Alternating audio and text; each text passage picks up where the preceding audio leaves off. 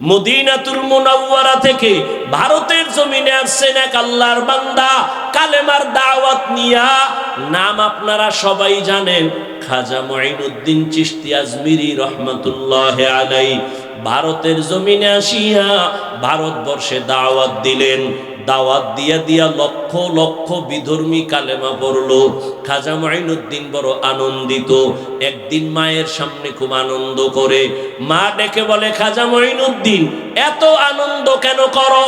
বলে, মা আল্লাহর শুকর, ভারতের ভেতরে লক্ষ লক্ষ বিধর্মী, আমি মুঈনুদ্দিনের হাতে কালেমাওয়ালা মুসলমান হয়ে গেল। মা ডাক দিয়া কয়, বাবা মুঈনুদ্দিন, এগুলো তোমার অবদান না, সব হলো আমি মায়ের অবদান। খাজা মুঈনুদ্দিন চিশতি বলে, আম্মা জান আপনার অবদানটা কি? মা চোখের পানি ছেড়ে কাঁদে আর কয়, বাবা তুই যেদিন আমার গর্ভে আসছো, আমি আল্লাহর কসম করে বলি একটা রাত ঘুমাই নাই। আমি সিজদায় পড়ে রাতের গভীরে মাওলার কাছে কান্না করে দোয়া করেছি আর বলছি, ও দয়ার মালিক,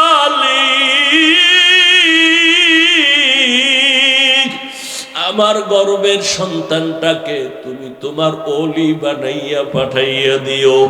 ونشهد أن لا إله إلا الله وحده لا شريك له لا ضد له ولا ند له ولا مثل له ونشهد أن سيدنا وسندنا وحبيبنا وحبيب ربنا وطبيبنا وطبيب قلوبنا ومولانا محمدا عبده ورسوله اللهم صل على محمد النبي الأمي وعلى آله وسلم تسليما وبعد فأعوذ بالله من الشيطان الرجيم بسم الله الرحمن الرحيم سبحان الذي يسرى بعبده ليلا من المسجد الحرام إلى المسجد الأقصى الذي باركنا حوله لنريه من آياتنا إنه هو السميع البصير. وقال رسول الله صلى الله عليه وآله وسلم كل أمة يدخلون الجنة إلا من أبى قيل من أبى قال من أطاعني دخل الجنة ومن عصاني فقد أبى أو كما قال النبي عليه الصلاة والسلام صدق الله مولانا العظيم وصدق رسوله النبي الأمي الكريم ونحن على ذلك من الشاهدين والشاكرين والذاكرين والحمد لله رب العالمين. سبحانك لا علم لنا إلا ما علمتنا إنك أنت العليم الحكيم. رب اشرح لي صدري ويسر لي أمري واحلل عقدة من لساني يفقه قولي. بوكسل سنبرا निकलेगा ज़मानाए आखिर अहले बिदाअत निकलेगा ज़मानाए आखिर अहले बिदाअत इस्लाम में नई नई बातें कर ईजाद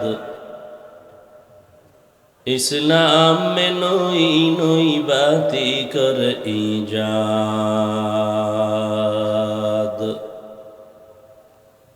ऐ बंदा खुदा चाहोगर उनकी मुलाकात।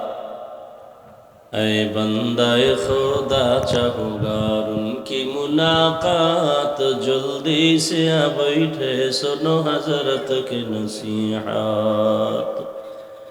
जल्दी से आ बैठे सुनो हजरत के नसीहत।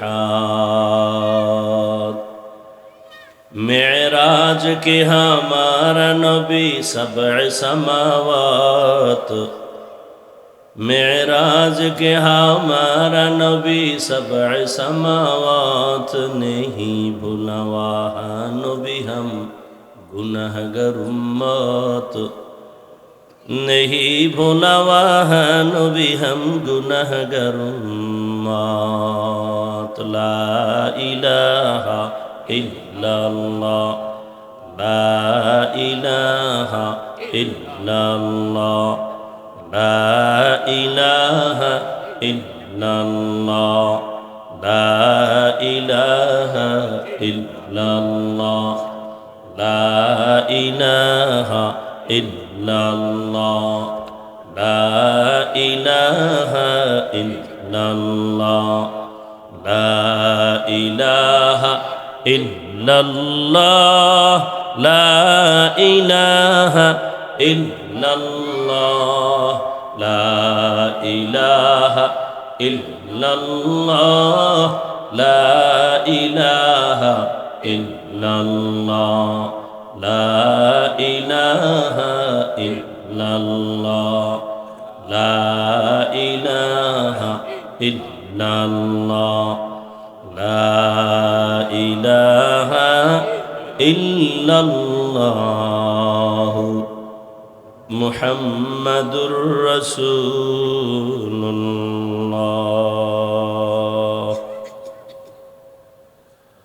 আদর্শনগর বাইতুল আমান কেন্দ্রীয় জামে মসজিদের উদ্যোগে আয়োজিত 18তম বার্ষিক ওয়াজ ও দোয়ার মাহফিল 24শে জানুয়ারি 2025।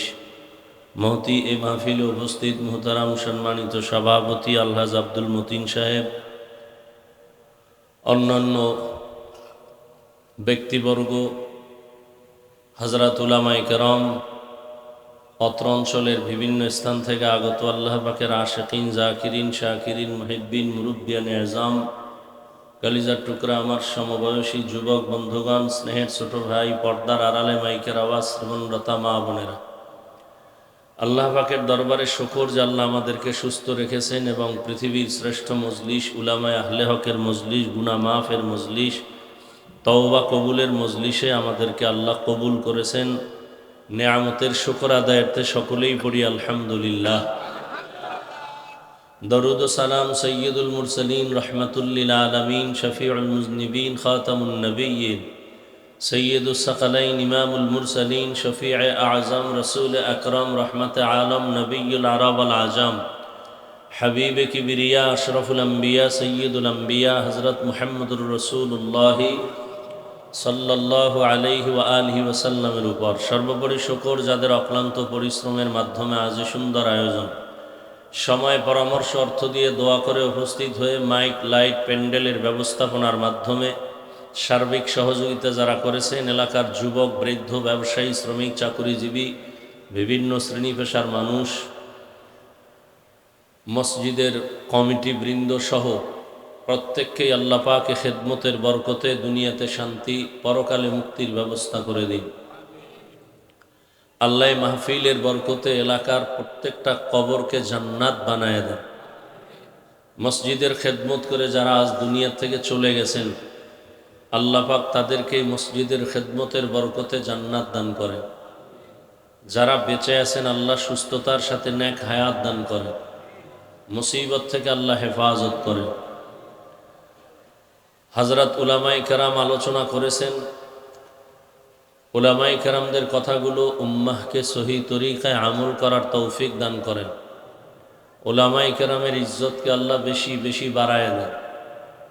আমি আপনাদের দোয়া নেওয়ার পাশাপাশি সংক্ষিপ্ত কিছু কথা বলার নিয়তে কোরআনে হাকিমের সূরাতুস সুবহানের এক আয়াতে কারিমা তিলাওয়াত করেছি, নবীজির হাদিস থেকে একটি হাদিস পড়েছি। ইখলাস ও রুহানিয়তের সমন্বয়, সহি নিয়তে, সহি তরিকায়, সহি কিছু কথা আমাকে বলার মতো, আপনাদেরকে শুনবার মতো আল্লাহ পাক কুদরতের দ্বারা তৌফিক দান করেন। সুবহানাল্লাযী আসরা বিআবদিহি লাইলাম মিনাল মাসজিদিল হারামি ইলাল মাসজিদিল আকসা। পবিত্র সত্তা যিনি ভ্রমণ করাইলেন তার আপন প্রিয় বান্দাকে মসজিদে হারাম থেকে বাইতুল মাকদিস মসজিদে আকসা পর্যন্ত। আল্লাযী বারাকনা হাওলাহু লিনুরিয়াহু মিন আয়াতিনা, যেই মসজিদে আকসা আল্লাহ পাকের বরকত দ্বারা ভরপুর, যাতে করে নবী অবলোকন করতে পারেন আল্লাহর কুদরতের নিদর্শন। ইন্নাহু হুয়াস সামিউল বাসীর, নিশ্চয়ই আল্লাহ হলেন চূড়ান্ত শ্রোতা এবং দ্রষ্টা। হাদিসে পাকে নবী বলেন, কুল্লু উম্মতি ইয়াদখুলুনাল জান্নাতা ইল্লা মান আবা, দুনিয়ার সব উম্মত জান্নাতে যাবে, কিন্তু আমি মুহাম্মদকে যারা অস্বীকার করে, মানে না, তারা জান্নাতে যাবে না। কিলা মান আবা, সাহাবায়ে কেরামদের থেকে কেউ প্রশ্ন করলেন, হে আল্লাহর রসুল, আপনাকে মানে না বা অস্বীকার করে তারা কারা? ক্বালা মান আতাআনি দাখালাল জান্নাহ, নবী বললেন যে আমার অনুসরণ করে সে জান্নাতি। অমান আসানি ফাকাদ আবা, যে আমার বিরোধিতা করে সে আমাকে অস্বীকারী হিসাবে জাহান্নামে যাবে। 2 মিনিট থেকে 3 মিনিট হাদিসের একটু সংক্ষিপ্ত ব্যাখ্যা আমরা শুনি। নবীজি বলছেন পৃথিবীর সমস্ত মানুষ বা উম্মত জান্নাতে যাবে, কিন্তু যারা আমি মুহাম্মদকে মানে না বা অস্বীকার করে তারা জান্নাতে, কথা বলতে হবে, জান্নাতে যাবে না। কত মানুষ কথা বলতে চায় কিন্তু আল্লাহ জবান থেকে আওয়াজ দেন নাই, বলতে পারে না, আফসুস করে, কান্না করে। আর কিছু মানুষকে আল্লাহ কথা বলার তৌফিক দিছেন, যেখানে লাগে সেখানে বলে না, যেখানে লাগে না হুদা বক বক করবো, বইবে, কোনো কামে লাগে না, এরপর কথা বল। কিছু মানুষ আছে না, সারা দিন রাত্র কোনো কাম নাই, চায়ের দোকানে বয়ে খালি গল্প, চাপাবাজি করবে আর ফ্রি চা খাইবে। আওয়ামী লীগের একজনারে দেখলে কইব যে কোনো ভয় নাই, বিএনপি আর জীবনে দাঁড়াইতে পারবে। আওয়ামী লীগের লোক চিন্তা করবে এই দোয়াটা তো আর কেউ করে নাই, এর একটা ফ্রি চা দাও, বাস খালি এক কাপ চা খেয়ে বয়ে রইল। পরক্ষণে বিএমপির একটারে যখন পাইছে, হেরে একটু ফাম দিল, কয় যে নৌকা তলায় গেছে আর কেয়ামতের আগে আর সূর্যও দেখবে না। বিএমপির লোক খুশি হয়ে কয়, চা দিস না, রোডিও দে। এইরকম চাপাবাজি কইরা চায়ের দোকানে মোটামুটি সকাল থেকে সন্ধ্যা পর্যন্ত 20-30 কাপ চা খায়, 1 টাকাও লাগে না। এইরকম চাপাবাজি করতে করতে করতে করতে যে হ্যারি একটা চাপাবাজি কইরা চা খাইতে চায়। তো আস্তে আস্তে একজন শিক্ষিত মানুষ হয়ে বসে, এবার কয়, স্যার আমনের বাড়ি কোন জায়গায়? কয় আমার বাড়ি নোয়াখালী। কথার কথা, আচ্ছা নোয়াখালীর আবার বেজার হইবে, আমারটাই কই বরিশাল। বরিশাল বাড়ি। স্যার আমার চিনেননি? না তো, আমি সৌদি আরবে 4 বছর ছিলাম, কাতারে ছিলাম, কুয়েতে ছিলাম। স্যারেরে এত কিছু যে চাপাবাজি করতেছে, সে শিক্ষিত লোকটা চায়ের অর্ডার দেয় না। স্যারে জিজ্ঞাসা করলো, তো আপনি এত দেশ ঘুরলেন, তো আপনার ভূগোল সম্পর্কে অনেক অভিজ্ঞতা আছে? কয় না, হ্যাঁ 3 বছর ছিলাম। স্যার বুঝতে পারছেন যে আসলে এটা মানুষ না, এটা শুধুই চাপাবাজি করে জীবনকে বিসর্জন দিতেছে। তো যেখানে কথার প্রয়োজন সেখানে কথা বলে না, মসজিদে নিষেধ, হ্যাঁ কথা বল। এরকম কিছু মানুষ আমাদের সমাজে আছে না নাই? নিজের ভুল দেখে না, অন্যের ভুল লয়া দৌড়ায়, আছে না নাই? কয় ভাই দাওয়াত, কয় আলহামদুলিল্লাহ। কয় আপনার বাড়ি? কয় নাউজুবিল্লাহ। অতএব জবান খুলেন। নবী বললেন সব উম্মত জান্নাতে যাবে, কিন্তু যারা আমি মুহাম্মদকে অস্বীকার করে তারা জান্নাতে যাবে না। এবার খেয়াল করবেন, এখন যেটা বলতেছি, সাহাবায়ে কেরাম প্রশ্ন করলেন, ইয়া রাসূলুল্লাহ, আপনাকে অস্বীকার করে তারা কারা? নবীজি জবাবটা ডাইরেক্ট না দিয়া মোহাব্বতের একটা আওয়াজ দিলেন, মান আতাআনি দাখালাল জান্নাহ। সাহাবাদের প্রশ্ন, নবী আপনাকে অস্বীকার করে তারা কারা? নবী জবাব না দিয়ে নবী বললেন, যে আমার অনুসরণ করবে সে জান্নাতি। যে আমার অনুসরণ করবে সে কি? কি বুঝলাম?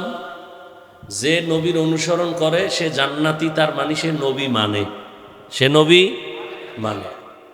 আচ্ছা, এবার আপনারা বলেন, যে ব্যক্তি নবীর অনুসরণ করে সে জান্নাতে যাবে, বিপরীত কথা কি দাঁড়ায় বলেন?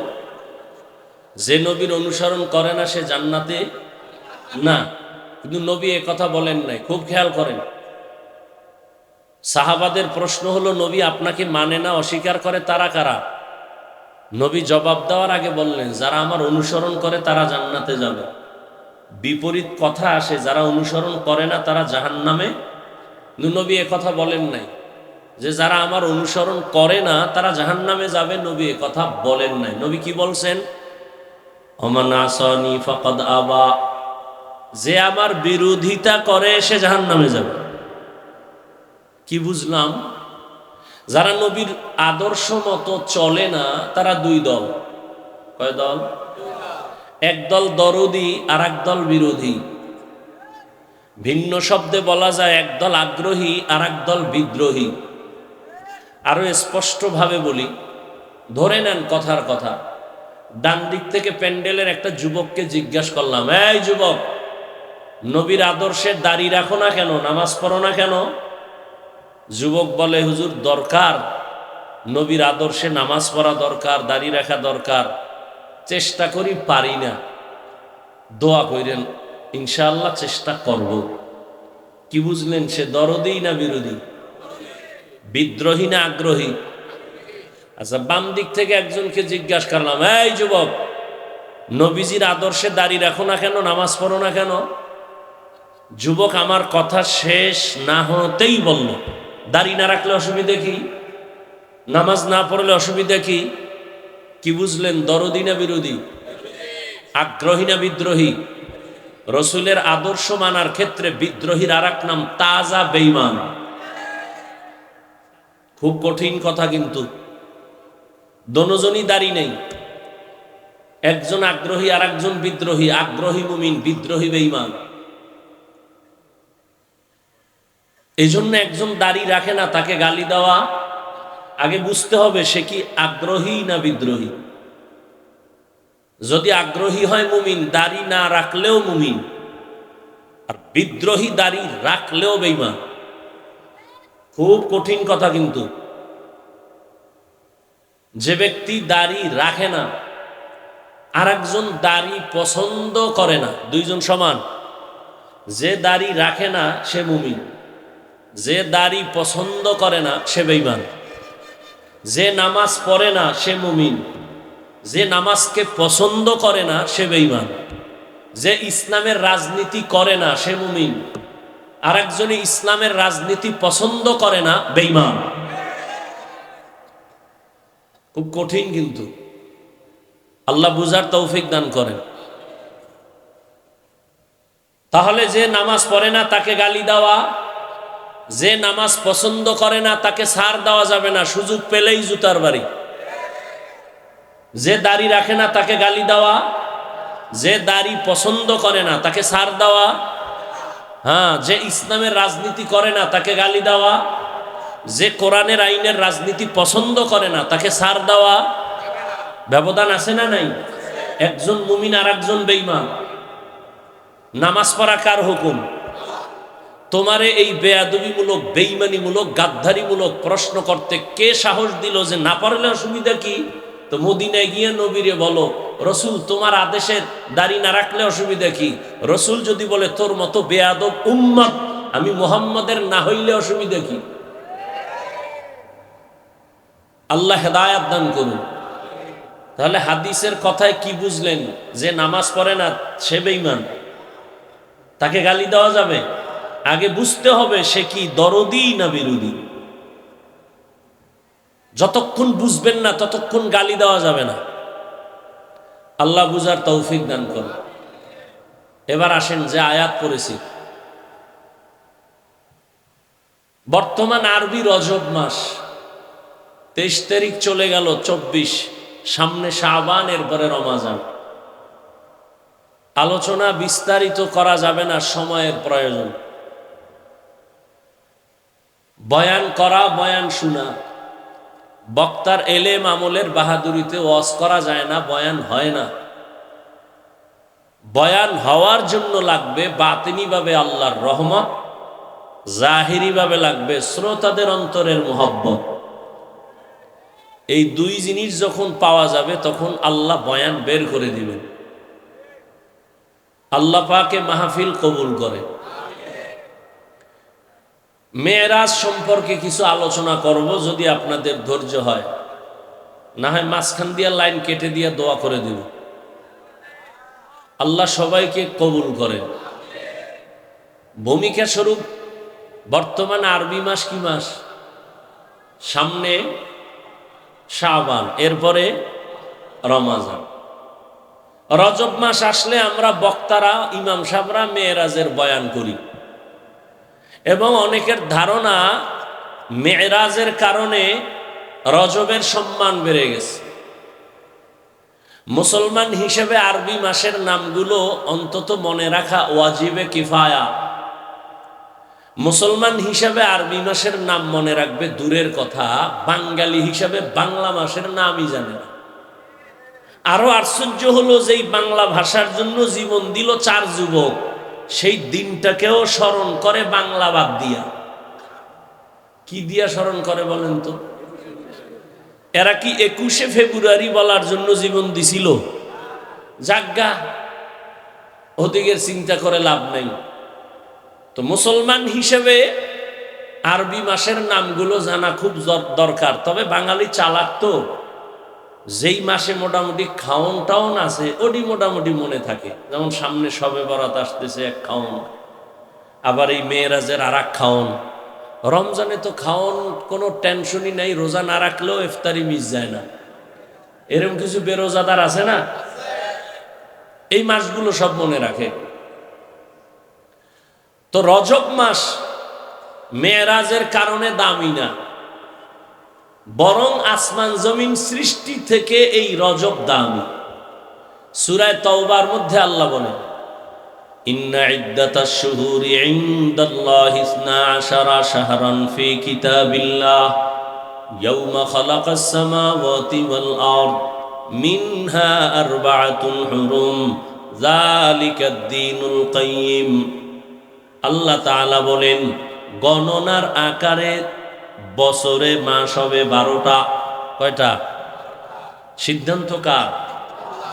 আল্লাহর সিদ্ধান্ত স্থায়ী।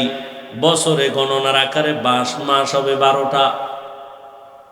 কিয়ামত পর্যন্ত কোন বছর 11 মাসে হবে না, 13 মাসে হবে না। কয় মাসে হবে?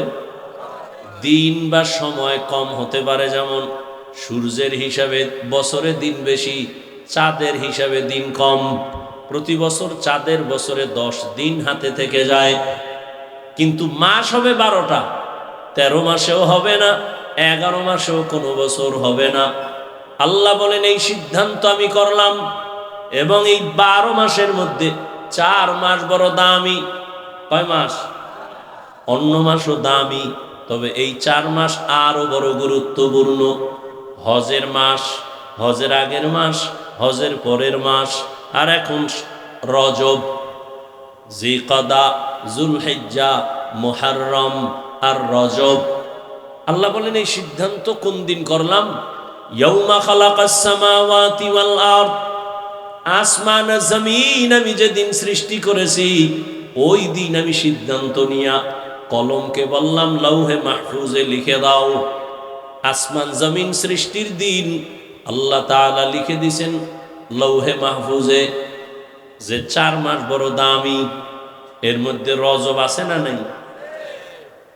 ইহুদিরাও নবীজি আসার আগে এই মাসগুলোকে সম্মান করতেন, খ্রিস্টানরাও করত। এই মাসগুলোতে যুদ্ধ নিষেধ, বিগ্রহ নিষেধ, ঝগড়া নিষেধ। রহমতের নবী আসার পর যদিও সে যুদ্ধ নিষেধের আর হুকুম রহিত হয়ে গেল, আর বলবৎ নাই, কিন্তু মর্যাদা মোটেও কমে নাই। এজন্যই তো রহমতের নবী বলেন, রজব চাঁদ যখন আমি পাইতাম আমি আল্লাহর কাছে বরকতের দোয়া করতাম, আল্লাহুম্মা বারিক লানা ফি রাজাবা ওয়া শাবান ওয়া বাল্লিগনা রমাজান। আয় আল্লাহ, রজব ও শাবানে আমাদের বরকত দান করেন, হায়াতটা বাড়াইয়া রমাজান পর্যন্ত পৌঁছাইয়া দেন, মরলেও যেন রমাজানেই মরি। রমাজান বড় দামি, জাহান্নামের দরজা বন্ধ, জান্নাতের দরজাগুলো আল্লাহ খুলে দেন, শয়তানের শিকল দিয়া বেঁধে রাখেন। এই জন্য নবী দোয়া করতেন। এখানে অধিকাংশরাই এই দোয়াটা পারেন না, পড়েন না তো 23 তারিখ হয়ে গেল, কেউ পড়ে না। জিগে লিখা হ্যাঁ পারি, তো ইবলিসই তো পারত, লাভ হয়েছে কি? এই পাড়ায় কোনো লাভ নাই। রহমতের নবী রজব আসলেই আমলের রাস্তা আগায় যাইতেন, আমলের জন্য কোমর বেঁধে নবীজি রেডি হয়ে যাইতেন, আমল বাড়ায় দিতেন। সামনে শাবান, প্রস্তুতি নিতেন আমার রহমতের নবী। তবে এ মাসে মেরাজ হয়েছে এরকম অনেকে বলে, তবে গ্যারান্টি দেওয়া যাবে না যে এই মাসেই হয়েছে, কারণ ঐতিহাসিকগণ লিখেছেন নবীজির মেরাজ কোন মাসে হয়েছে এ বিষয়ে 7টা মাসের নাম আছে। কয় মাস? রবিউল আউয়াল, কেউ বলেন রবিউল আখির, কেউ বলেন জিকদা মাসে, কেউ বলেন না নবীর মেরাজ হয়েছে হজের মাসে, কেউ বলেন রজবে, কেউ বলেন রমাজানে। মোটামুটি মেরাজ হয়েছে। মেরাজ অরুজ থেকে মেরাজ, উপরে উঠা, সম্মানের লাইনেও উপরে উঠা, জাহিরি ভাবেও উপরে উঠা। যেমন একজনই নিচের থেকে সিঁড়ি বেয়ে উপরে যায়, এটাও উপরে উঠা, আর মর্যাদার লাইনেও উপরে উঠা। নবীকে আল্লাহ দোনোটাই দিয়ে দিছেন। মেরাজ কি? মেরাজ কেন? মেরাজ কিভাবে? গদবান্দা বয়ান না, উপদেশ নিতে হবে প্রত্যেকটা পয়েন্টে পয়েন্টে।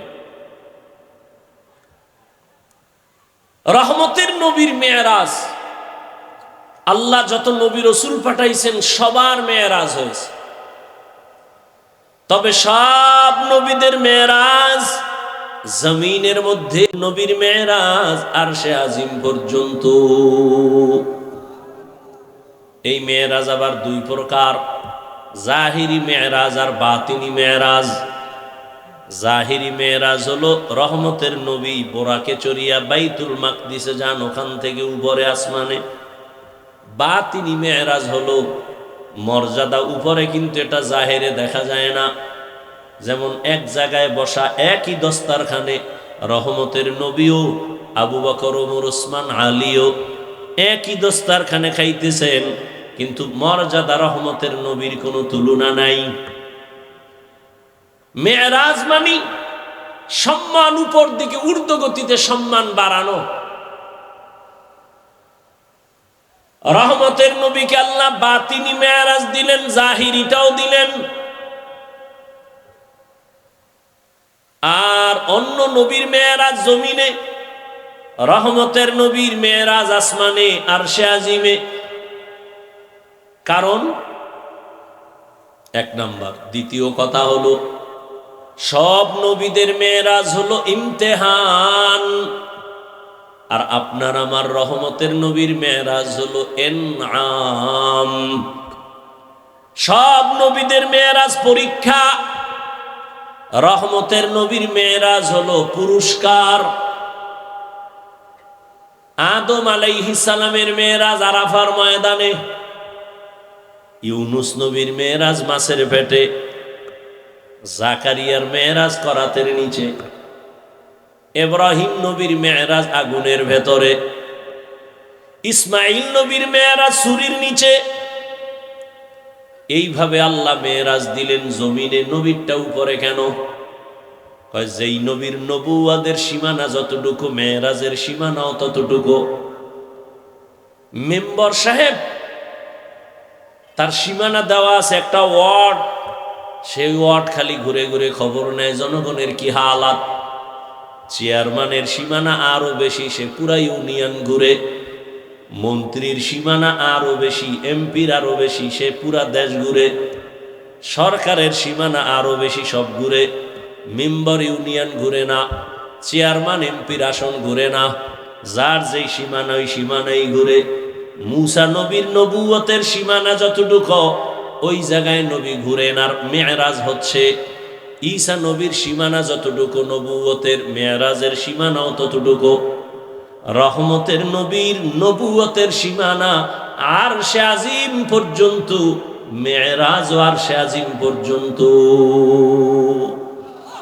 मेराज के हमारा नबी सबअ समावात, मेराज के हमारा नबी सबअ समावात, नहीं भूला वहा नबी हम गुनहगार उम्मत, नहीं भूला वहा नबी हम गुनहगार उम्मत। নবীজির মেরাজ আল্লাহ পাক রাতের বেলা করাইলেন। রহমতের নবী রাতের বেলা মেরাজ হলো, তাও পুরা রাত না, সামান্য সময়। অন্য নবীর মেরাজ বলছিলাম পরীক্ষা, আর নবীর মেরাজ হলো পুরস্কার। আমাদের মাদ্রাসার ছাত্রদের মধ্যে একটা ছাত্র পরীক্ষা দিয়া যে পুরস্কার পায়, তার তো পরীক্ষা হবেই। পরীক্ষায় উত্তীর্ণ হলেই তো তার পুরস্কার।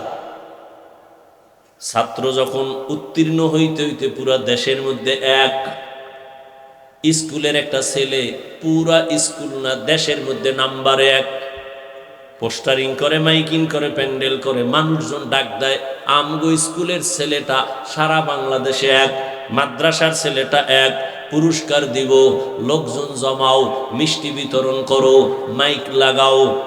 মুসা নবীর মেরাজের মাইক নাই, ঈসা নবীর মেরাজের মাইক নাই। আমার নবীকে আল্লাহ পুরস্কার দিবেন।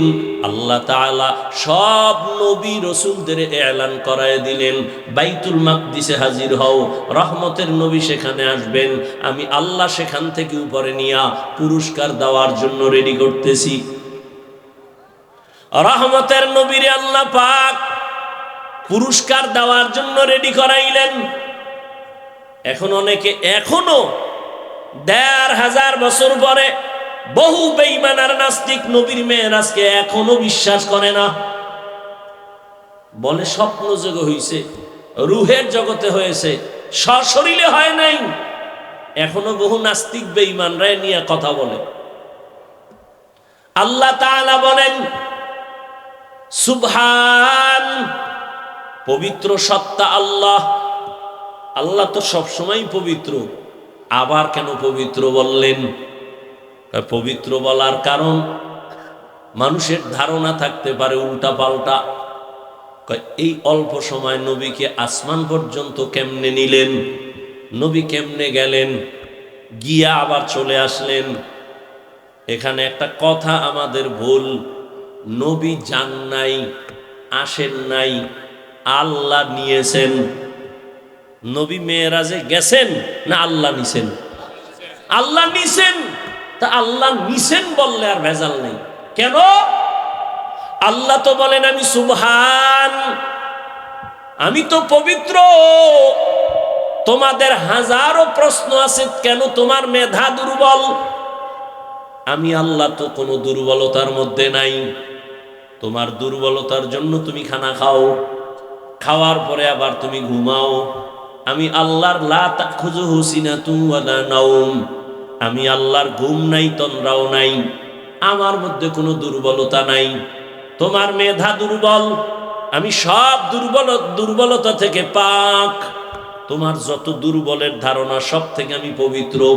তুমি বলবে এটা হবে না, আমার পবিত্র সত্তার কথা আমি হবে, আমি যা বলবো তাই হবে। তুমি বুঝো না, সেটা তোমার দুর্বলতা। হাজী সাহেবরা 100 বছর আগে এদেশ থেকে হজে যাইতো। দুই একজন আর জানা থাকলে বলেন কেমনে যাইতো? বিমানে, হেঁটে যাইতো, কেউ জাহাজে। রোজার ঈদের পরে রওনা, 2.5 মাস লাগতো যাইতে। কয় মাস? কথার কথা, ওই সময় যদি আল্লাহ আমারে পাঠাইতেন আর আমি একটা টাটকা বয়ান দিয়ে বলতাম 2.5 মাস লাগবে কেন, সকালে রওনা দিব, জহুরের নামাজ বাইতুল্লাহ গিয়া পড়বো 6 ঘন্টা, কি ফিডাটা আমারে ফিডাই তুই সময়। আর কাফের বলনেওয়ালা মুফতি সাহেবরা কিভাবে কাফের বলতো, কিন্তু এখন তো বাস্তবে তাই হইল। কথা বলেন না কেন? ওই সময় যদি 1000 কোরআন মাথায় লইয়া কসম খায় বলতাম 2.5 মাসের সফর আমি 6 ঘন্টায় করব, বলে বেঈমান হয়ে যাবো, তারপর কোরআনের কসমও মানতাম না। কিন্তু আল্লাহ দেখায় দিলেন 2.5 মাসের সফর মাত্র কয় ঘন্টা জানি না, দেখতে পারবো কিনা, আরো আরো আপডেট হবে। মনে হয় যেন চোখের পলকে বাইতুল্লাহ চলে যাবে। আল্লাহ এমন পারে না? পারে না? সুবহান। তোমার মেধা দুর্বল, পারে না। আল্লাহ বলেন আমি পবিত্র, তোমার ধারণা থেকে আমি পাক, আমার দ্বারা সম্ভব। আমি মুহাম্মাদের নিছি, অতএব আমি কেন পারবো না? আমি আদমরে জান্নাত থেকে জমিনে পাঠায় দিছি, তাহলে মুহাম্মাদের কেন জমিন থেকে আরশে নিতে পারবো না? আমি ইউনুস নবীরে মাছের পেটে ঢুকাইয়া আবার বের করে দিলাম, আমি ওটা পারলে এটা কেন পারবো না? আমি আল্লাহ ঈসা নবীরে দ্বিতীয় আসমানে নিয়ে আসছি জমিন থেকে, আবার কিয়ামতের আগে প্রথম কিবলা বাইতুল মাকদিসে আবার পাঠায় দিব। আমি এটা পারলে আমার মুহাম্মদের কেন পারবো না? আরো বেশি পারবো, কারণ ঈসা নবীরে যেই ভালোবাসি সেই ভালোবাসার মুহাম্মদের ভালোবাসা এক না। মুহাম্মদ আমার বন্ধু, ঈসা নবী আমার বন্ধু, ইব্রাহিম আমার বন্ধু, নূহ নবী আমার বন্ধু, সুলাইমান আমার বন্ধু। সব নবীরা আমি আল্লাহ তাআলার আশিক, আর আমি আল্লাহ নিজে শুধু মুহাম্মদের আশিক।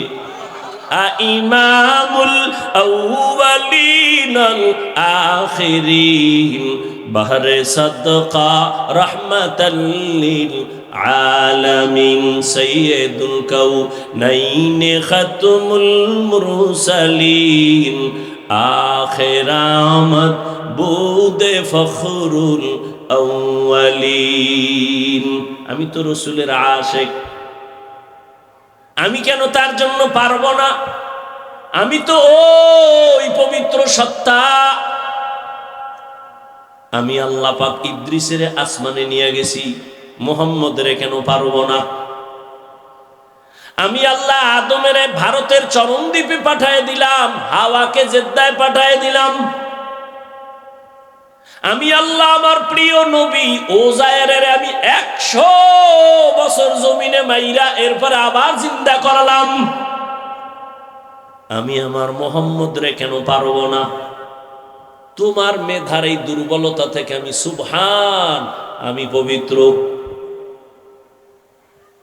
আল্লাহ তাআলা বলেন আমার নবীরে নিয়ে আসো পুরস্কার দেওয়ার জন্য, রহমতের নবীকে নেওয়ার জন্য। আল্লাহ বললেন জান্নাতে গিয়ে একটা বোরাক সাজায় দাও। হুয়া হুকুম জিবরাইল কো ইউশতাব बोराक एक जन्नत से कर इंतखाब साजा उसको ज़ेवर से तू ताबा पा फिर उसको तू काबा में ले करके जा। जिब्राइल बोराक निया बैतुल्लाह हाजिर, बैतुल्लाह जिब्राइल आइशा बोराकटारे राइखा रहमतेर नबीरे गेलेन डाकते। नबी घुमाय, নবীজির ঘুম গভীর ঘুম না, তন্দ্রাচ্ছন্ন নবী, গভীর ঘুমে না। রহমতের নবী বলেন আমি যখন ঘুমাই আমার চোখ বন্ধ থাকে, তবে আমার অন্তর কখনো ঘুমায় না। জিব্রাইল আসলেন, নবী কই? নবী কই? এই কইয়ের জবাব 3 জায়গা। কেউ বলেন নবী তখন তার চাচাতো বোন উম্মে হানির ঘরে ঘুমায়, কেউ বলছেন না নবী শিয়াবে আবু তালিবের মধ্যে ঘুমান, কেউ বলেন না নবী হাতিমে কাবার মধ্যে ঘুমান। কাবার পার্শ্বে আর একটা বাউন্ডারি আছে বুক সমান, এটাকে হাতিমে কাবা বলে। তিন মত নবী, কেউ বলেন চাচাতো বোন উম্মে হানির ঘরে ঘুমান, কেউ বলেন শিয়াবে আবু তালিবের যে একটা এরিয়া এর মধ্যে ঘুমান। তিনটার সমন্বয় কি? সমন্বয় হলো শিয়াবে আবু তালিবের মধ্যেই চাচাতো বোন উম্মে হানির ঘর। জিবরাইল আমিন আসলেন, ঘরের ছাদের মাঝখান দিয়া নবী নিচে নামলেন, আর জিবরাইল নিচে নামলেন। নিচে নাইমা নবী ঘুমাচ্ছেন। জিবরাইল চিন্তা করে নবীরে কেমনে সজাগ করব। মাথায় হাত দেয় না, শরীরে স্পর্শ করে না। জিবরাইল আমিনের 600 নূরের পাখা, কিছু অংশ রহমতের নবীর পা মোবারকের পাতায় লাগায় দিলেন।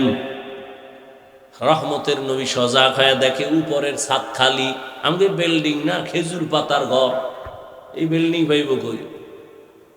জিবরাইল এই রাতে কেন? কয় আল্লাহর দাওয়াত নিয়ে আসছি। কতে ছাদ ভাঙ্গে আসছো কেন? দরজা না আছে? উল্টা ব্যবহার কেন? আজকে সবই উল্টা চলবে, মাত্র শুরু। দরজা বাদ দিয়ে উপর দিয়ে আসছি, সব উল্টা আলোচনা, উল্টা ব্যবহার। রহমতের নবীর উঠাইলেন, জিবরাইল আমিন নিয়ে হাতিমে কাবায় গেলেন। নবী ওখানে আবার শুয়ে পড়লেন। ওখান থেকে উঠাইয়া রহমতের নবীরে জমজম কূপের কাছে নিলেন। রহমতের নবী বলেন, আমি দেখি ওখানে মিকাইল, ওখানে জিবরাইল।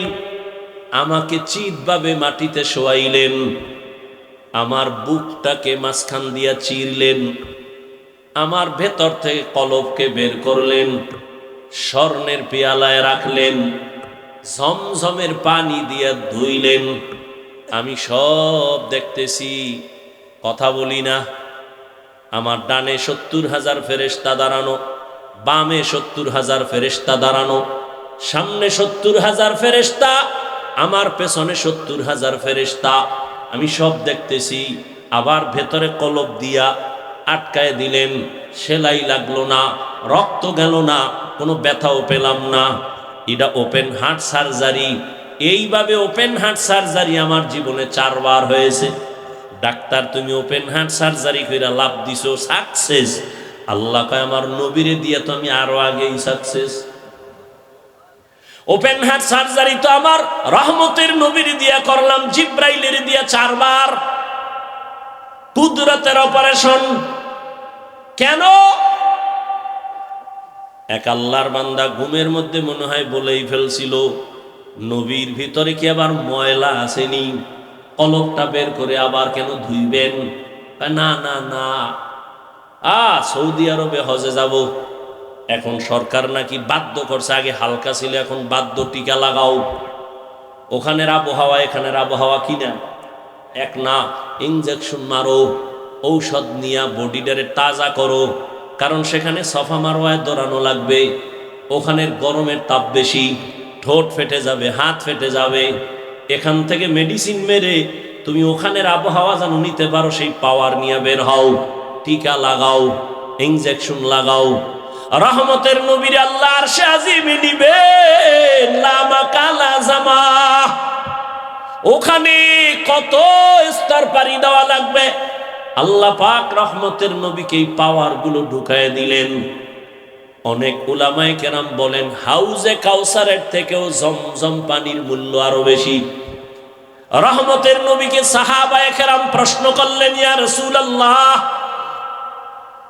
কোটি কোটি কোটি দুনিয়ার হাজী সাহেব জমজম পানি নিয়ে যায়, কত মিলিয়ন ট্রিলিয়ন পানি, কিন্তু কমেও না বাড়েও না, এই কূপের তলা কই? রহমতের নবী বলেন, সাহাবা, জমজমের কূপের তলা হাউজে কাউসারের সাথে লাগানো। পানি পান করলে শুধু পিপাসা নিবারণ হয়, জমজমের পানিতে ক্ষুধাও নিবারণ হয়ে যায়, পিপাসাও যায়, ক্ষুধাও থাকে না।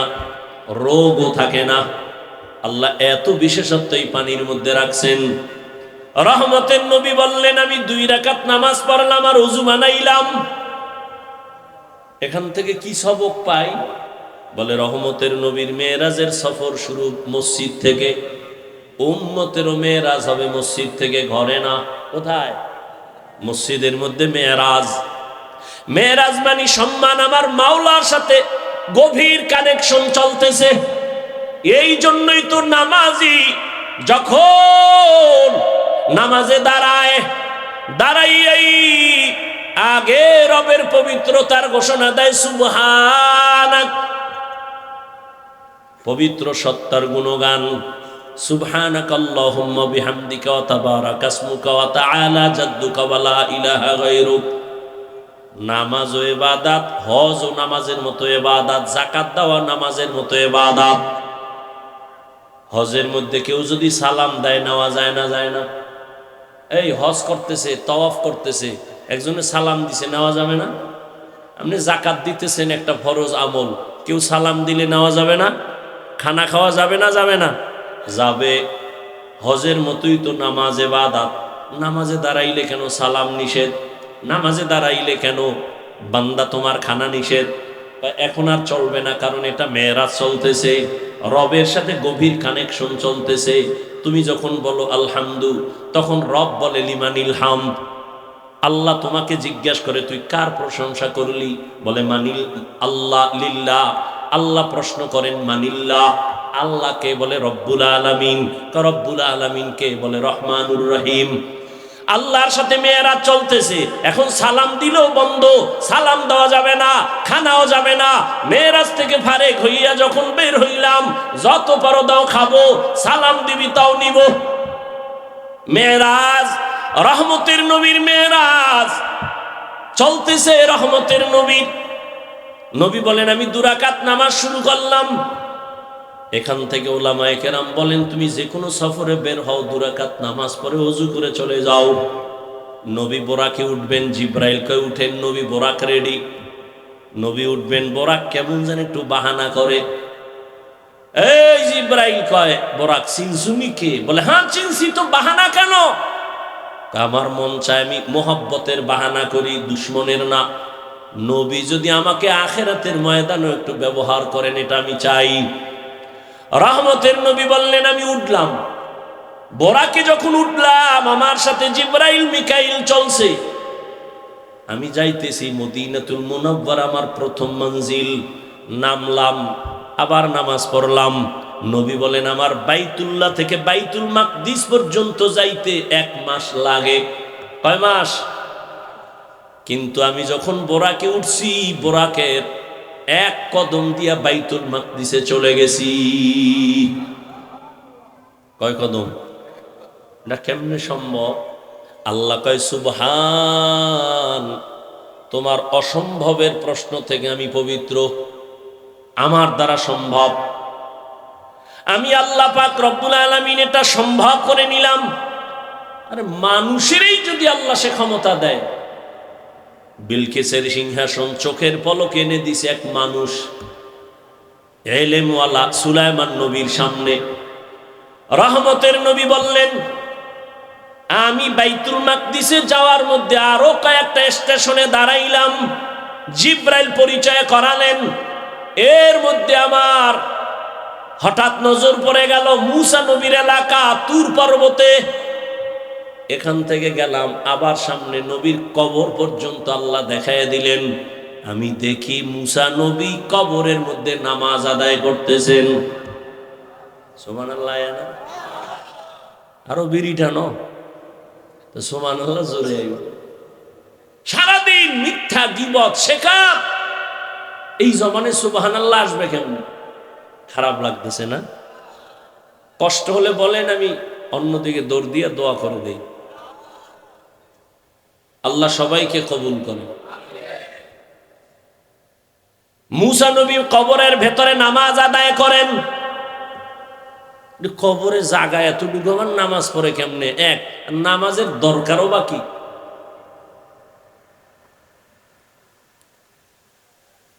নবীজি বলেন ক্বালা রাসূলুল্লাহ সাল্লাল্লাহু আলাইহি ওয়া আলিহি ওয়াসাল্লাম আল আম্বিয়া ওয়াহয়াউন ফি কুবুরিহিম ইউসাল্লুন। সব নবী পয়গম্বর কবরের ভেতরে জিন্দা নামাজ আদায় করতেছেন। আরো আস্তে করে বলেন। আল্লাহ কোরআনে বলেন ওয়াহুম ইউরযাকুন, আমি কবরে তাদেরকে খানা দেই। কি দেন? ভেজালে ভেজালে দেশটা ধ্বংস হয়ে যাচ্ছে, ধর্ম নিয়ে ভেজাল বেশি।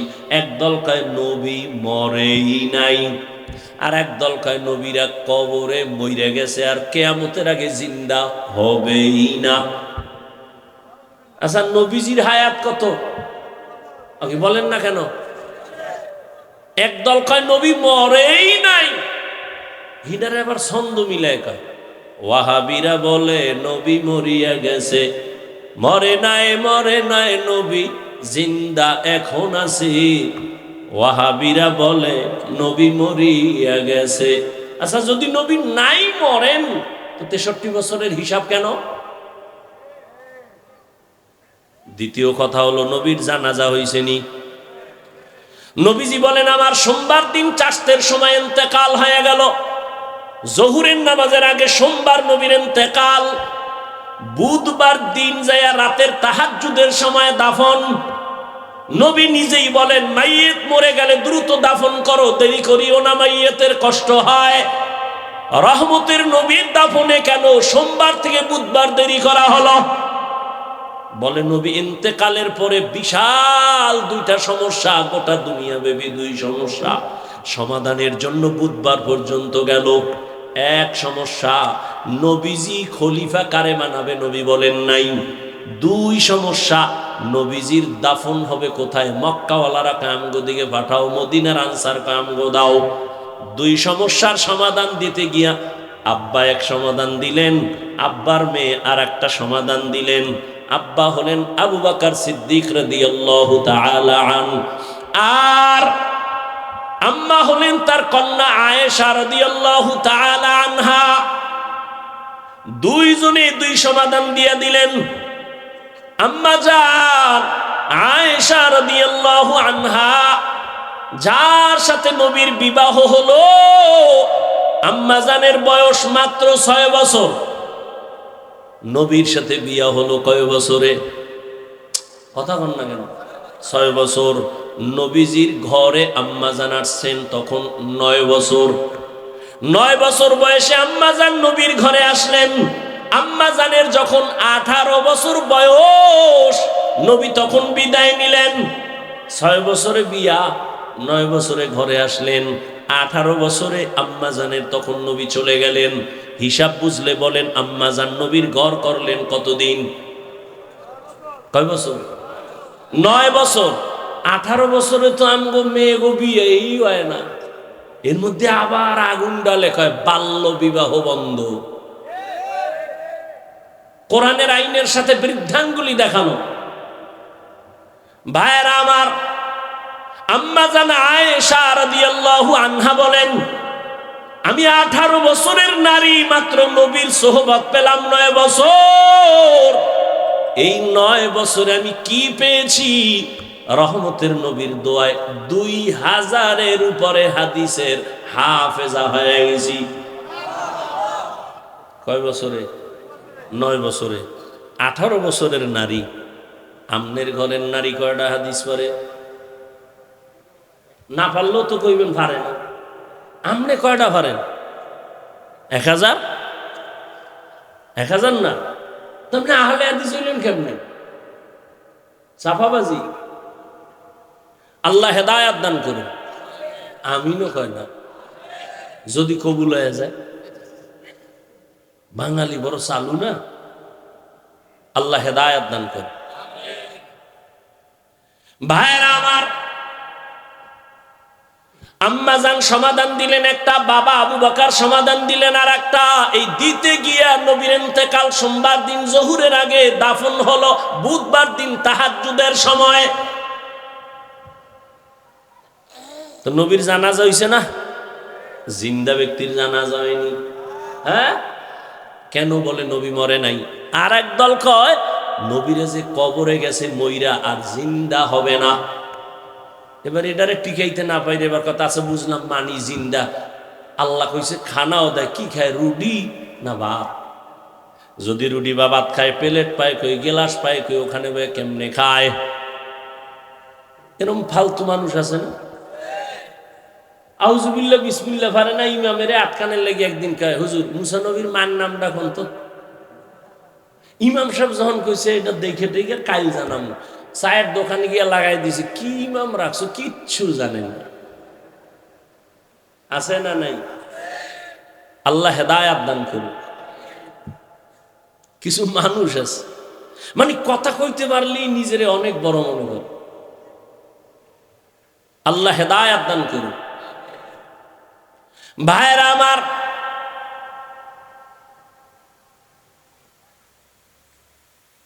রহমতের নবী বলেন সব নবীরা কবরে জিন্দা নামাজরত অবস্থায় আছেন।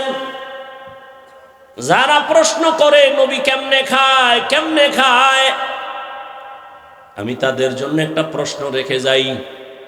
আল্লাহ তাআলা আমগো মায়ের গর্ভে যখন পাঠান, হাল আতা আলাল ইনসানি হিনুম মিনাদ দাহরি লাম ইয়াকুন শাইআম মাযকুরা ইন্না খালাকনাল ইনসানা মিন নুতফাতিন আমশাজিন নাবতালি ফাজআলনাহু সামিআম বাসীরা ওয়ালাকাদ খালাকনাল ইনসানা মিন সুলালাতিন মিন তিন সুম্মা জাআলনাহু নুতফাতান ফি ক্বারারিন মাকিন সুম্মা খালাকনাল নুতফাতা আলাকা ফাখালাকনাল আলাকাতা মুদগা ফাখালাকনাল মুদগাতা ইযামা ফাকাসাউনাল ইযামা লাহমা সুম্মা আনশা'নাহু খালকান আখার ফাতাবারাকাল্লাহু আহসানুল খালিকিন।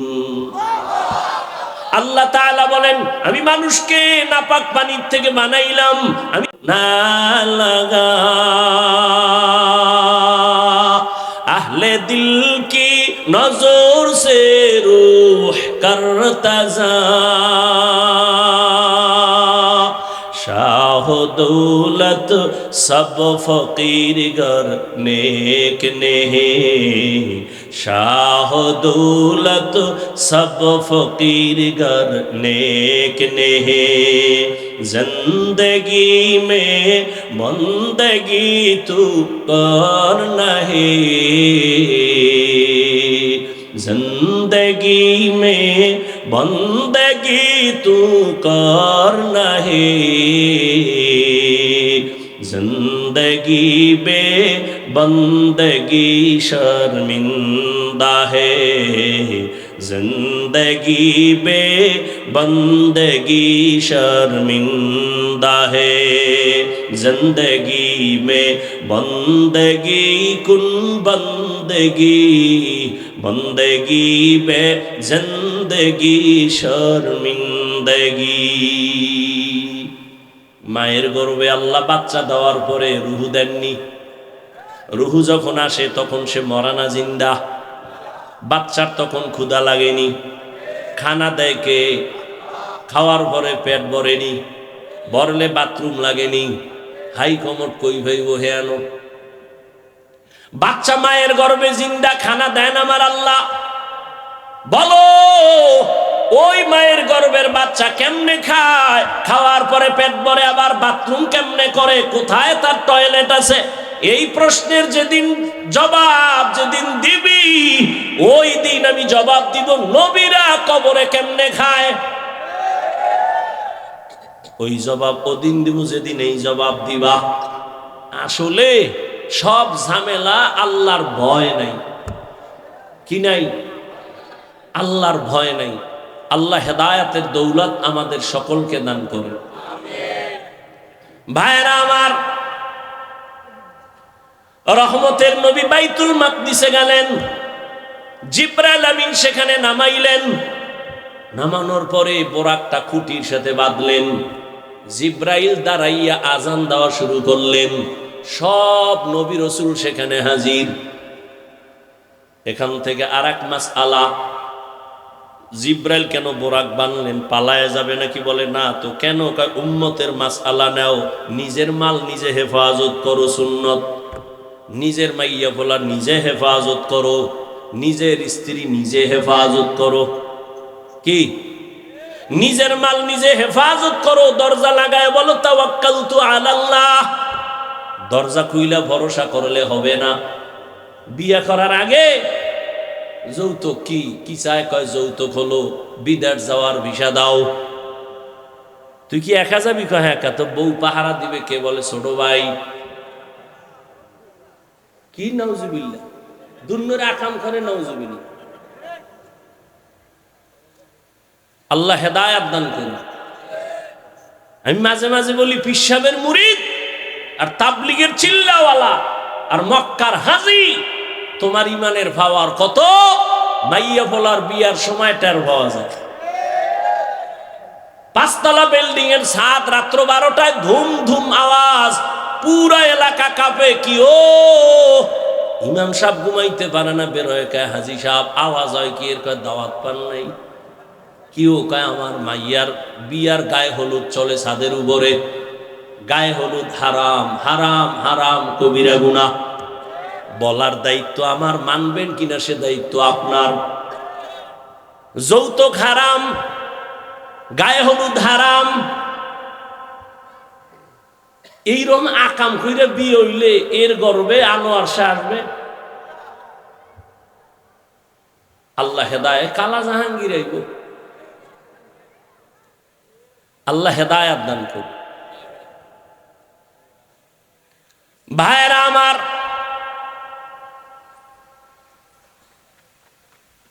জিব্রাইল বুঝায় দিলেন নিজের মাল নিজে হেফাজত করো। জিব্রাইল আজান দিছেন, নবীও তো পারতেন আজান দিতে, নবী দিলেন না কেন? নবীজি দিলে তো ভেজাল লাগে যাইব। কয় কেমন? নবী যখন বলতে বলতে বলবেন হাইয়া আলাস সালাহ, নবী যখন বলবেন নামাজের দিকে আসো, বাই ফোর্স ওয়ার্ডার। যখন মানবা না, সাথে সাথে কাফের। এই জন্য আল্লাহ নবীর দিয়ে অর্ডার দেওয়ায় নাই, জিব্রাইল আজান দাও। নবীর জবানে বললে তো এটা বাই ফোর্স অর্ডার হয়ে যাবে। নবীর অর্ডার না মানলে সে কাফের হয়ে যাবে। জিব্রাইল দিয়ে বলাইলেন, মুয়াজ্জিন দিয়ে বলাইলেন, এরপরও যদি তুমি না যাও অন্তত কাফের হবা না, ফাসিক হয়ে যাওয়া। আল্লাহ কুফরি থেকে উম্মতেরে বাঁচায় দিলেন নবীর মাধ্যমে। আজান নবী দেন নাই। এবার নামাজের ইমামতি রহমতের নবী করলেন। সব নবী রসুল, রসুলের পেছনে নবী আমার ইমাম। ওখান থেকে আল্লাহ নবীরে ইমামুল মুরসালিন বানায় দিলেন। এবার এখান থেকে রহমতের নবী উপরে রওয়ানা। রহমতের নবী বোরাকে উঠলেন। এক টানে 500 বছরের পথ পেরিয়ে প্রথম আসমানে গিয়া দেখে আসমানের মধ্যে 2টা দরওয়াজা লাগানো, জমরাত ইয়াকুত পাথরের দরওয়াজা। দুটো দরওয়াজায় তালা লাগানো, নূরের তৈরি তালা, ভেতরে দারোয়ান। জিব্রাইল কয় দরজা খোল। ভেতরের দারোয়ান কয় মান আনতা, কে তুমি? বলে আনা জিব্রাইল, আমি জিব্রাইল। অমাম্মা তোমার সাথে কে? বলে হুয়া মুহাম্মদ সাল্লাল্লাহু আলাইহি। জিব্রাইল তুমি আসছো নবীরে নিয়া, অর্ডার আনছনি? হ্যাঁ অর্ডার আছে। তালা খুইলা দাও। আমি তো ভিতরে, তালা তো বাইরে। এবার কেমনে খুলবো? বলে তালার চাবি হলো ইসমে আজম বিসমিল্লাহ। রহমতের নবী বলেন আমি বিসমিল্লাহ বলে তালায় স্পর্শ করলাম, দোনো দরজার তালা খুলে গেল। আসমানের ভেতরে ঢুকলাম। এক একটা আসমানের মোটা, যেমন বাহির থেকে প্যান্ডেল এইটা কত, বাহির থেকে প্যান্ডেল একরকম, ভিতরে প্যান্ডেল আছে 10,000 মানুষ বসতে পারে। আসমানটা আমরা বাহির থেকে, এখান থেকে উপরের খালি জায়গা 500 বছর, ভেতরের জায়গা 500 বছর। নবী বলেন আমি সব ঘুরে ঘুরে ঘুরে ঘুরে দেখলাম। এরপরে আবার উপরে গেলাম। যাইতে যাইতে যাইতে যাইতে 7টা আসমান পার হয়ে উপরে গেলাম। 7 আসমানে প্রত্যেকটায় 2টা করে দরজা। কেন দরজাগুলো? রহমতের নবী বলেন এক দরজা দিয়া বান্দার আমল আরশে আজিমে যায়, আর একটা দরজা দিয়া আল্লাহ বরকতের রিজিক পাঠায়। এই জন্য আল্লাহর প্রিয় মুমিন বান্দা যদি মরে যায় আসমান কান্না করে। নবী বলেন আমি উঠতে উঠতে একেবারে সপ্তম আসমান পেরিয়ে উপরে গিয়া দেখি নূরের একটা কাবা, বাইতুল মামুর। 70,000 ফেরেশতারা তওয়াফ করে। একবার যারা চান্স পায় জীবনে আর তারা পাবে না। রহমতের নবী বলেন বাইতুল মামুর থেকে আমি সিদরাতুল মুনতাহায় গেলাম। সেখানে গিয়া জিব্রাইল, এখানে বিশাল একটা বড়ই গাছ, বড়ইগুলো কত বড়, তেলের ড্রামের মতো এক একটা বড়ই। আর বড়ই গাছের পাতা হলো হাতির কানের মতো বড় বড়। ওখান থেকে আবার আমার সফর শুরু হলো আর উপরে। এটা কেমনে সম্ভব? আল্লাহ জবাব দিলেন সুবহান, তোমার অসম্ভবের প্রশ্ন থেকে আমি পবিত্র। সুবহানাল্লাযী আসরা বিআবদিহি লাইলাম মিনাল মাসজিদিল হারাম ইলাল মাসজিদিল আকসা। পবিত্র সত্তা যিনি ভ্রমণ করালেন বিআবদিহি, তার প্রিয় বান্দাকে। এখানে আরো কিছু কথা বলবো। আল্লাহ তাআলা কোরআনের ভেতরে আমার নবীজির কোথাও নাম নেন নাই, অন্য নবীর নাম নিলেন ইয়া নূহ ওয়া নাদাইনাহু ইয়া ইব্রাহিম। মূসা নবীর নাম নিলেন ওয়া মা তিলকা বিয়ামিনিকা ইয়া মূসা।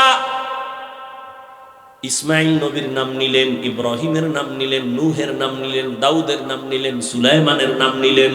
কিন্তু আমার নবীর নাম আল্লাহ কোরআনে কোথাও নাম ধরে ডাকেন নাই, বরং নবীর এমন এমন দামি উপাধি ধরে ডাকছেন যেগুলো বুঝার জন্য ব্যাখ্যা ছাড়া বুঝে আসে না। এত দামি দামি শব্দ নবীর বেলায় ব্যবহার করছেন উপাধি। ইয়া আইয়ুহাল মুজাম্মিল, ইয়া আইয়ুহাল মুদ্দাসসির, ইয়াসিন, তাহা, হামিম।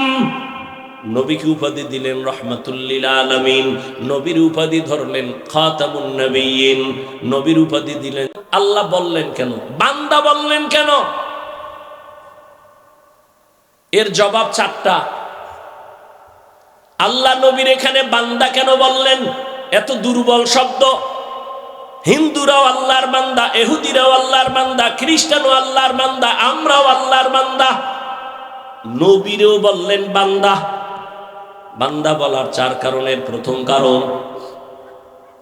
নবীজি নিজেরে বান্দা বলতে বড় আনন্দিত হন। নবী নিজেরে বান্দা বললে খুব খুশি। এই জন্য মেয়েরাজে যখন গেছে না, যাইতে যাইতে যাইতে যাইতে আরশে আজিমে ঢুকছেন, নবী জুতা খুলবেন, আওয়াজ আসলো নবী জুতা খুইলেন না। আপনার জুতার ধুলি আরশে আজিম নেওয়ার জন্য পাগল হয়ে আছে। আল্লাহর কাছে গিয়ে বসছেন কাছাকাছি। ফাআওহা ইলা আবদিহি মা আওহা। নবী কি নিয়ে আসছেন? তিন জিনিস নিয়ে আইছি। আত্তাহিয়াতু লিল্লাহ ওয়াসসালাওয়াত ওয়াত-তাইয়্যিবাত। আল্লাহকে আমিও তিনটা দিতে চাই। আসসালামু আলাইকা আইয়ুহান নাবিয়্যু ওয়া রাহমাতুল্লাহ ওয়া বারাকাতুহু। নবীকে আমি একা নিব না। আসসালামু আলাইনা ওয়া আলা ইবাদিল্লাহিস সালিহিন। এবার আল্লাহ কা ফেরেশতারা টের পাইছে কিছু কহ, তা সাক্ষী দাও। ফেরেশতারা সাক্ষী দিলেন আশহাদু আল্লা ইলাহা ইল্লাল্লাহ। এ দুর্বল শোনান, আমার নবীর রিসালাতের সাক্ষীও দিয়া দাও। এইবার ফেরেশতারা কয় ওয়া আশহাদু আন্না মুহাম্মাদান। কি কবি? ফেরেশতারা বলো মুহাম্মাদানের পরে কি বলবো? ওয়া রাসূলুহু। কয় না না, বল আবদুহু ওয়া রাসূলুহু। আবদুহু আগে কেন? কয় আবদুহু আমার নবীর দেওয়া, রাসূলুহু আমি আল্লাহর দেওয়া। আমার পরে নাও, আমার বন্ধুর ডাকে আনো। আমার বন্ধু নিজেরে বান্দা বললে খুশি, অতএব বন্ধুর ডাকে নিয়াও আবদুহু, তারপরে বলো রাসূলুহু। আগে বলো আমার বান্দা, তারপরে বলো আমার রসুল। অথচ নবীর সম্মান কিন্তু রাসূলুহু শব্দ দিয়া, আবদুহু দিয়া না। কিন্তু আল্লাহ আগে আনলেন আবদুহু, তারপরে বলাইলেন রাসূলুহু। কেন? বলে আব্দুহু আমার বন্ধুর দেওয়া, রসুলুহু আমার দেওয়া, আমি আমার বন্ধুর আশিক, আমার বন্ধুর শব্দ আগে দিয়া দাও। কিয়ামতের ময়দান যেদিন কায়েম হয়ে যাবে, মানুষগুলো বেকারার হয়ে যাবে, সেদিনও আল্লাহ তাআলা তার মুহাব্বতের বান্দাদেরকে আগে সম্বোধন করবেন, ইয়া আইয়াতুহান নাফসুল মুতমাইন্নাহ ইরজিই ইলা রাব্বিকি রাদিয়াতাম মারদিয়াহ ফাদখুলি ফি ইবাদি ওয়াদখুলি জান্নাতি। এই জান্নাতীরা, আগে জান্নাতের দরজা খোলা হবে না, তালা লাগানো, চাবি হলো মুহাম্মদের হাতে। অতএব জান্নাতের দিকে না যাইয়া নূরের তৈরি আরশে আজিমের নিচে আশ্রয় নাও। ওখানে আমার কলিজার বান্দাগুলো বসা, মুতমাইন্নাওয়ালারা ওখানে বসা আছে। আমার প্রিয় বান্দাদের কাতারে ঢুকো, তারপরে জান্নাতে যাও। আগে আমার বান্দাদের মধ্যে ঢুকো, আমার বান্দাদের প্রিয় যারা সেখানে আছে। ইয়া আইয়াতুহান নাফসুল মুতমাইন্নাহ ইরজিই ইলা রাব্বিকি রাদিয়াতাম মারদিয়া ফাদখুলি ফি ইবাদি ওয়াদখুলি জান্নাতি। ভাইরা আমার, নবী বান্দা বললে খুশি, এই জন্য এখানে বান্দা বললেন। 2 নাম্বার জবাব, বান্দা বলিয়া নবীরে ডাকলেন কেন? কয় আল্লাহর সাথে বান্দার একটা সম্পর্ক আছে, ছাত্রর সাথে উস্তাদের সম্পর্ক, মা বাবার সাথে সন্তানের সম্পর্ক, স্বামীর সাথে স্ত্রীর সম্পর্ক। আল্লাহর সাথে বান্দার সম্পর্ক অনেক লাইন, কিন্তু একটা মূল সম্পর্ক কি? বলে আমাদের সম্পর্ক, আল্লাহ আমাদের মাবুদ, আমরা তার আবুদ। মাঝখানে সম্পর্কের সূত্র হলো ইবাদত। ইবাদত আমার আল্লাহর দেওয়া, এটাই আমাদের সম্পর্ক গাঢ় বানায় ইবাদতের দ্বারা। এজন্যই তো যারা ইবাদত করে তারা বান্দা বা আবুদ বা আবেদ। যার ইবাদত করে তিনি মাবুদ, আব্দ আবেদ যাইতেছে মাবুদের কাছে। এই জন্য এখানে বান্দা শব্দ বললেন। আর সারা দুনিয়ার মধ্যে আল্লাহর যত ইবাদত করনেওয়ালা আছে, শ্রেষ্ঠ ইবাদত করনেওয়ালা আপনার আমার নবী রাহমাতুল লিল আলামিন। কেমন মায়ার নবী, কেমন ইবাদত করনেওয়ালা। আম্মা জান আয়েশা রাদিয়াল্লাহু তাআলা আনহাকে সাহাবায়ে কেরাম একদিন প্রশ্ন করলেন, আম্মা জান নবীজির আশ্চর্য দুই একটা ঘটনা আমগো শুনান তো। আম্মাজান পাল্টা প্রশ্ন করলেন, নবীজির কোনটা আছে যেটা আশ্চর্য না?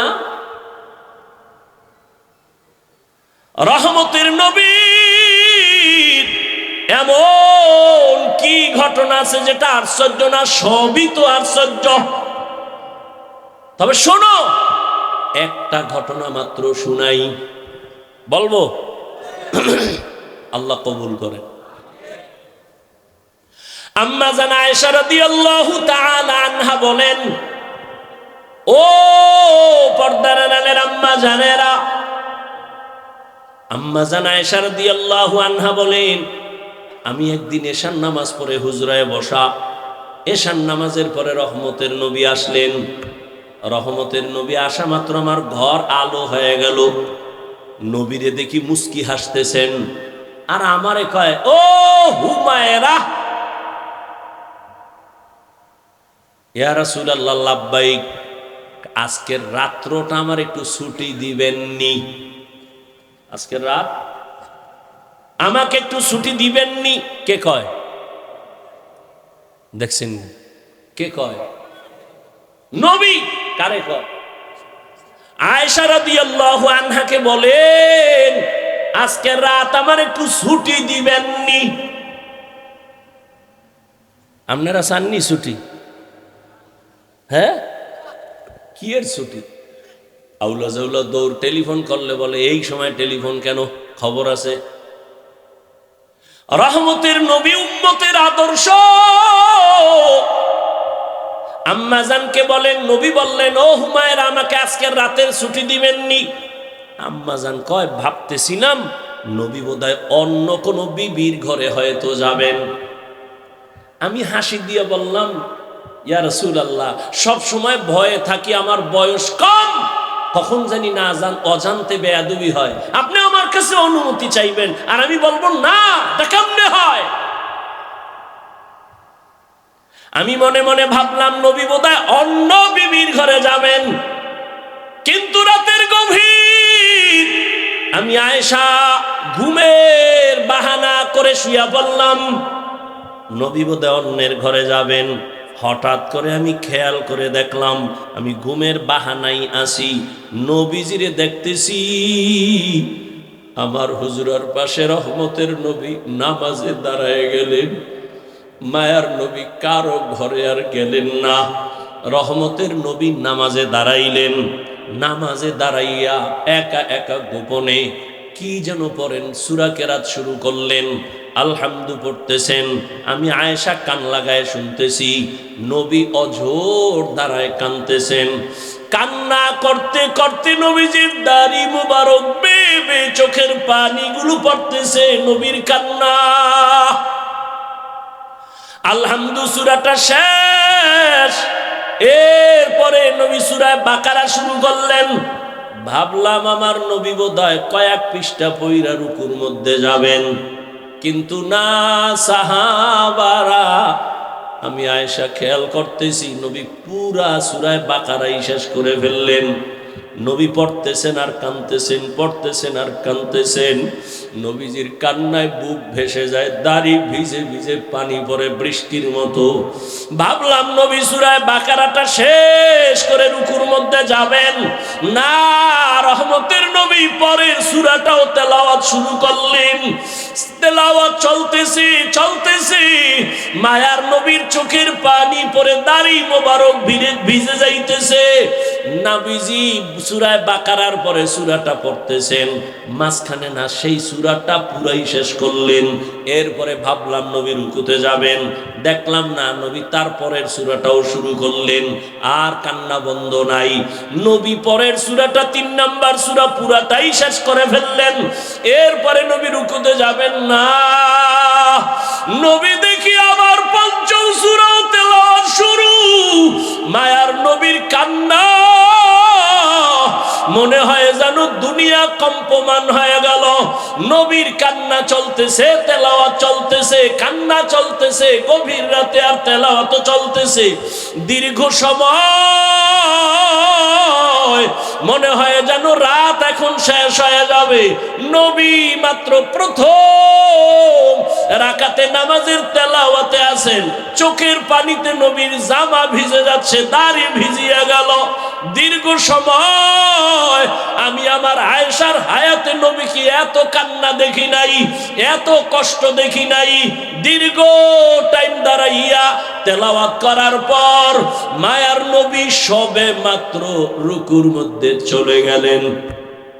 নবী রুকুতে গিয়া আর মাথা উঠান নাই, মনে হয় যেন নবী কান্না করে বেহুশ হয়ে যাবেন। নবীজি এই পরিমাণ ইবাদত করেন, কান্না করে নবী রুকুর থেকে উঠেনি না। অনেক সময় সীমাহীন দেরি করার পর মায়ার নবী এবার দাঁড়ায় গেলেন। দাঁড়াইয়া এরপরে নবী মাত্র প্রথম রাকাতের প্রথম সিজদায় রওয়ানা। মায়ার নবী যখন প্রথম রাকাতের প্রথম সিজদায় চলে গেলেন, সিজদায় গিয়ে যে আবার সে কান্নার আওয়াজ। মায়ার নবী কাঁদতেছেন প্রথম সিজদায়, দ্বিতীয় সিজদাও দেন নাই, প্রথম রাকাতের প্রথম সিজদা। রহমতের নবীর কান্না, নবী আর মাথা উঠান না। এই পরিমাণ সময় লাগাইয়া সিজদায় গিয়া নবী কাঁদেন। মায়ার নবী বলেন, আচ্ছা আচ্ছা জিদু ইয়াসজুদু আলা কদামির রহমান। বান্দা যখন নিজের কপাল সিজদায় লুটাইয়া দেয়, আমার রব তখন কুদরতের পা বান্দার কপালের নিচে ঢুকাইয়া দেয়। মায়ার নবী সিজদায় পড়ে কাঁদেন। আম্মা জান আয়েশা বলেন, আমি পর্যন্ত বেকারার হয়ে গেলাম, মনে হয় নবীর এই নামাজ বলি জীবনের শেষ, নবীর জীবনের শেষ নামাজ। নবীর সিজদার কান্না হঠাৎ করে শুনি পেছন থেকে বেলালের আওয়াজ।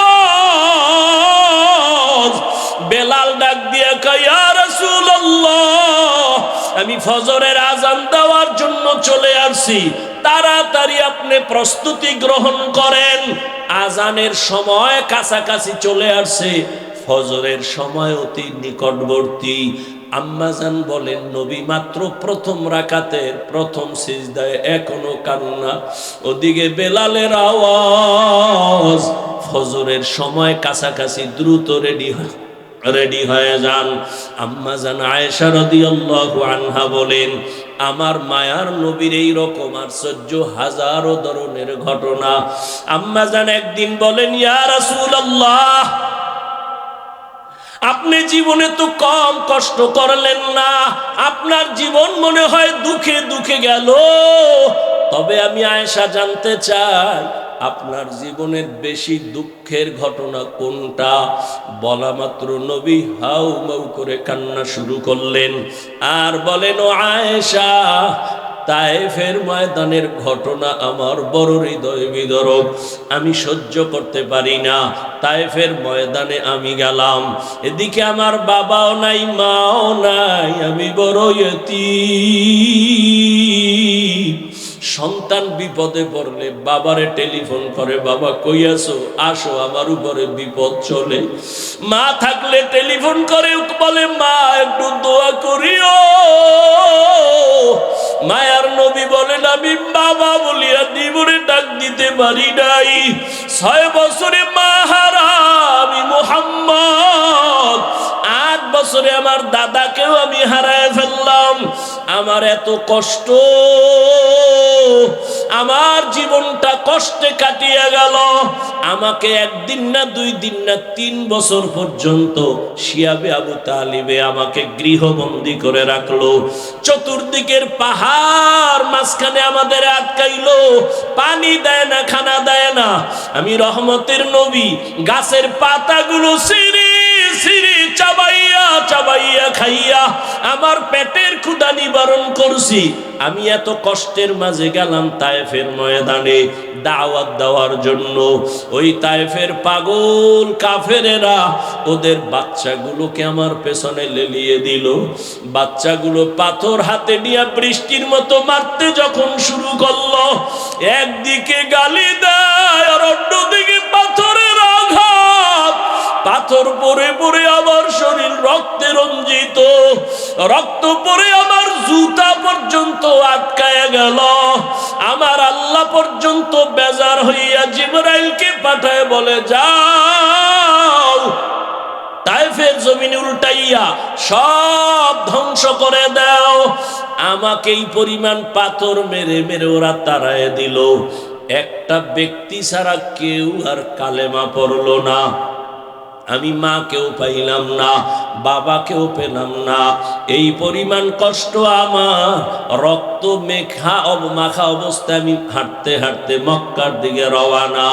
এই তায়েফের কাফের বেঈমান এই পরিমাণ আমার উপর অত্যাচার করলো, কি পরিমাণ উপহাস আর ঠাট্টা গালাগালি করলো। আমি আল্লাহর কাছে একবারও বরদোয়া করি নাই, তবে তায়েফের ঘটনা আমাকে বারবার কষ্ট দেয়, কাঁদায়। এরে নবীর উম্মতের দল, ওই নবী মেরাজ থেকে নামাজ নিয়ে আসলেন। আজকে মুসলমান দাবি করি, বান্দা দাবি করি। বান্দার জন্য মূল কাজ হলো ইবাদত। ইবাদত যারা করবে তারা আসল বান্দা, যার ইবাদত করবে তিনি হলেন আমার আসল মাবুদ। এরে বান্দা দাবি করি, এখনো ইবাদতের লাইনে দুর্বল। ও কলিজার যুবক বাবারা, বৃদ্ধ বাবাজিরা, পর্দার আড়ালের মা বোনেরা, আজকে আল্লাহ সন্তান দান করেছেন, একটা আদর্শ সন্তান দুনিয়াতে রেখে যাইতে পারলেন না। কি নিয়ে আল্লাহর আদালতে হাজির হবেন? এখনো সময় আছে, তওবা করেন। ও যুবক, স্কুলে পড়ো, কলেজে পড়ো, চাকরি করো, ব্যবসা করো। তোমার মতো কত যুবক দাড়িওয়ালা নামাজির অভাব নাই, স্কুলে পড়িয়াও নামাজ বাদ দেয় না, চাকরি করে নামাজ ছাড়ে না, ব্যবসা করে নামাজ ছাড়ে না। বলো বাবা, তুমি কেন নামাজ পড়তে পারো না? জীবনে আর কতদিন এভাবে গুনাহ করবা? আজরাইল ধাক্কা দিলে আর থাকতে পারবা না।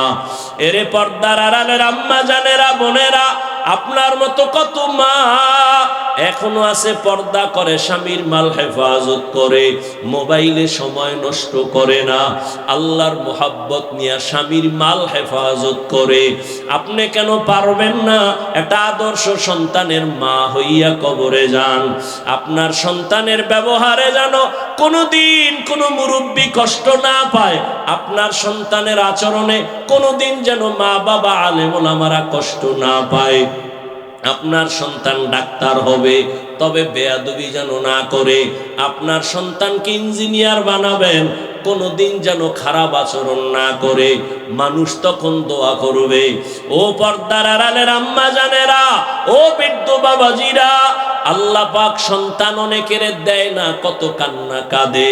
আর আল্লাহ আপনাদের সন্তান দান করেছেন, একটা সন্তান যে কোরআন তেলাওয়াত করে দোয়া করবে, এমন সন্তান তৈরি করতে কি পারলেন না?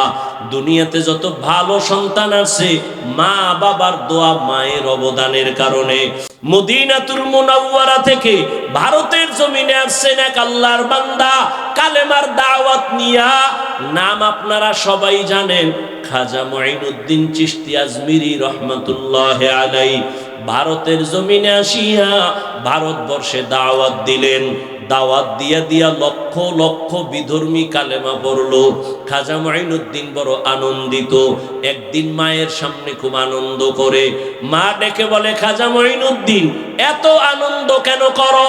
বলে, মা আল্লাহর শুকর, ভারতের ভেতরে লক্ষ লক্ষ বিধর্মী, আমি মুঈনুদ্দিনের হাতে কালেমাওয়ালা মুসলমান হয়ে গেল। মা ডাক দিয়া কয়, বাবা মুঈনুদ্দিন, এগুলো তোমার অবদান না, সব হলো আমি মায়ের অবদান। খাজা মুঈনুদ্দিন চিশতি বলে, আম্মা জান আপনার অবদানটা কি? মা চোখের পানি ছেড়ে কাঁদে আর কয়, বাবা তুই যেদিন আমার গর্ভে আসছো,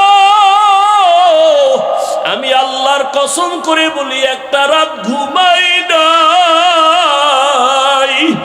আমি সিজদায় পড়ে রাতের গভীরে মাওলার কাছে কান্না করে দোয়া করেছি আর বলছি, ও দয়ার মালিক, আমার গর্বের সন্তানটাকে তুমি তোমার ওলি বানাইয়া পাঠাইয়া দিও। এক রাতও কান্না বন্ধ করি নাই। ও বাবা মুঈনুদ্দিন, দুনিয়াতে আসার পর আমি মা তোরে যতদিন বুকের দুধ পান করাইছি, আল্লাহর কসম একটা ফোঁটা দুধও আমি তোর মুখে বিনা অজুতে দেই নাই। আমি অজু সহকারে তোর মুখে দুধ দিয়েছি। বাবা আমার অবদান আর চোখের পানি না থাকলে তুমি কামিয়াব হতে পারতা না। ও আমার আদর্শ নগরের যুবক বাবারা, পায়ে হাত রেখে বলছি রে বাবা, ওই মা বাবা যারা এখনো বেঁচে আছে, দোয়া দাও। আল্লাহর কসম, ওই মা বাবার চোখের পানি আর দোয়া ছাড়া আমি হাফিজুর রহমান এই চেয়ারে বসতে পারি নাই। ওই মা বাবার চোখের পানি আর দোয়া ছাড়া তুমি টাকার মালিক, বাড়ি গাড়ির মালিক হতে পারো নাই। ওরে এখনো যার মা বেঁচে আছে, দোয়া নিও। ওরে মোনাজাতের পরে অনেকে বাসায় চলিয়া যাবা, অনেকে গিয়া মা বাবারে ডাকবে, দরজা খুলবে। আর একদল এখানে কিছু আল্লাহর বান্দা আছে বড় ইয়তীম, আর জীবনে মা বলে ডাক দিতে পারবে না, আর জীবনে বাবা বলে ডাক দিতে পারবে না। সবাই যখন মা কইয়া ডাক দেয়, ওই যার মা নাই তার কলিজাটা ছিঁড়িয়া যায়। ওরে সন্তান যখন বাবা বলিয়া ডাক দেয়, যার বাবা নাই ওর কলিজাটা ছিঁড়িয়া যায়। ওরে একদিন ঈদের নামাজ পড়ি একটা যুবক কবরের কিনারায় দাঁড়ায় দাঁড়ায় কান্না করে। ও যুবক, ঈদের আনন্দ বাদ দিয়া কাঁদো কেন? বলে, গত ঈদে আমার মা আমার মাথায় হাত বুলায় দোয়া করেছে, আমার বাবারে পাশে নিয়ে নামাজ আদায় করেছিলাম। আজকে যখন ঈদের নামাজের জন্য ঘর থেকে বের হইতেছি, হঠাৎ আমার কথা মনে পড়ে গেল, আমার মা আমার মাথায় হাত দিয়া দোয়া করবেন। হঠাৎ মনে পড়িয়া দেখি মায়ের বিছানাটা খালি।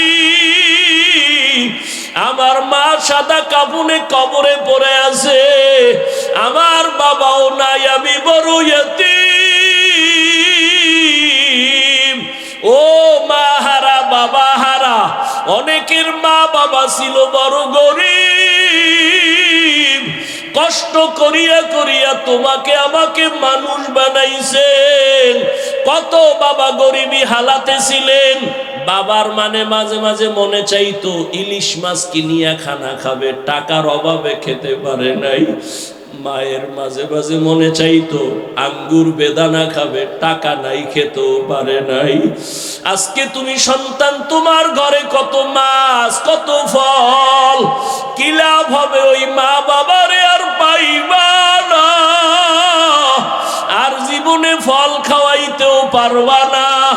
ওই মা বাবারে যদিও পারবা না, তবে 2 ফোঁটা চোখের পানি পাঠাইয়া দাও রে নিষ্ঠুর। গুনাহের কারণে দিলটা পাথর, চোখে পানি নাই, 2 ফোঁটা চোখের পানি পাঠাইয়া দাও। যদি কান্না না আসে, ডানে বামে দেখো কার চোখে পানি। ওরে কান্নাওয়ালার থেকে দোয়া চাও, কান্নাওয়ালার দোয়া খালি ফেরত যাবে না। ও আমার কলিজার যুবক বাবারা, যাদের মা বাবা এখনো বেঁচে আছে, এই রত্ন হারাইস না রে বাবা। এখনো পারলে ঘরে গিয়া মাকে বলিস, মা মাথায় হাত দিয়া দোয়া করিয়া দাও। তোমার দোয়া সারা জীবনে সফলতা আসবে না। মা, ওয়াজের প্যান্ডেলে কত মানুষের কাঁদতে দেখলাম, আমার কপাল বড় খারাপ, আমার চোখে পানি নাই। গুনাহের কারণে বুঝি আল্লাহ বেজার, তুমিও আমার উপরে বেজার। আজকে তওবা করে আসছি, আর নামাজ ছাড়বো না, দাড়ি কাটবো না, বেপরদায় চলবো না, আর মুরব্বীদের সাথে বেয়াদবি করব না। মা, তুমি আমার মাথায় হাত দিয়া দোয়া করে দাও। যদি বলতে পারো, দেখবা মায়ের চোখে পানি চলে আসবে। মা ডাক দিয়া বলবে, বাবা আয় আয়। মাথায় হাত দিয়া ডাক দিবে, আর সে আজিমের মালিক, আমার কলিজার সন্তানটাকে তুমি কবুল করে নাও। ওই মা বাবার দোয়া নিতে ভুল করিও না। যদি অন্যায়ভাবে কষ্ট দিয়া থাকো, গোপনে গিয়া ক্ষমা চাইও। শিক্ষকের দোয়া সারা গাইত দিয়া থাকলে দোয়া নিও ক্ষমা চাইয়া। আলেম ওলামার মনে আঘাত দিয়ে আগাতে পারবা না। যদি বিরোধিতা অন্যায় করো, বেয়াদবি করো, ক্ষমা চাইও। আসল মানুষ হইয়া কবরে যাও। কত চোখের সামনে আজকে কত আল্লাহর বান্দারা নাই। এই এলাকায় 11 সালে যখন আসছি, আমার ভাই ছিলেন আব্দুল মান্নান সাহেব, দুনিয়ার থেকে চলে গেছেন। হাজী মনির সাহেব দুনিয়ার থেকে চলে গেছেন। চোখের সামনে তাদের কত অবদান এই মাদ্রাসার পেছনে। আজকে আমি এখানে বয়ান করতেছি, তারা থাকলে কতই না তারা আনন্দ পাইতো। এক এক করে সবাই চলে গেছে। আগামী বছর বয়ান চলবে, হয়তো আজকে যারা আছি অনেকে আবার বিয়োগ হয়ে যাবে। কোন দিন আমার আজরাইল আসিয়া ডাক দেয়, রে যুবক, বেয়াদবি ক্ষমা চাই। ওরে আজান শুনিয়া মসজিদের দিকে দৌড়াও। ওরে মা বাবা থাকলে দোয়া নিও, মায়ের কষ্ট দিও না, বাবারে কষ্ট দিও না। ওরে মা বাবার কবরের কিনারায় যাইয়া মাঝে মাঝে চোখের পানি ছেড়ে দোয়া করিও, রব্বির হামহুমা কামা রব্বায়ানি সাগীরা। মাঝে মাঝে কবরস্থানে গিয়া চোখের পানি ছাড়িও। ওরে আল্লাহর বান্দারা, তওবার নিয়ত করো, নামাজ যেন ছুটিয়া না যায়, জবানের কথায় যেন কেউ কষ্ট পাইয়া বরদোয়া না দেয়। আল্লাহ সবাইকে কবুল করে নেন, তওবাওয়ালা জিন্দেগি আমাদের দান করেন। আলহামদুলিল্লাহি রাব্বিল আলামিন। الصلاة والسلام على سيد الأنبياء والمرسلين وعلى آله وأصحابه أجمعين يا أرحم الراحمين يا أرحم الراحمين يا أرحم الراحمين رب ارحمهما كما ربياني صغيرا اللهم إنك عفو كريم تحب العفو فاعف عنا اللهم إنا نسألك رضاك والجنة ونعوذ بك من سخطك والنار اللهم اجعلني من المستجابين للدعوات يا الله গভীর রাত আমরা গুনার বোঝা নিয়ে আপনার দরওয়াজায় হাজির গাছের পাখিরাও ঘুমায় নদীর মাছগুলো ঘুমায় ঘরে বুঝি সমাজে অশান্তি আর গুনাহ করব না রে আল্লাহ গুনার কারণে দিলটা পাথর চোখে পানি নাই কান্নাওয়ালা চক্ষু দান করেন আল্লাহ কান্নাওয়ালা চক্ষু দান করেন আল্লাহ কান্নাওয়ালা চক্ষু দান করেন আল্লাহ জাহান্নামের আগুন চোখের পানি ছাড়া ঠান্ডা হবে না আয় আল্লাহ ময়দানে কারো হাত খালি ফিরাইয়া দিয়েন না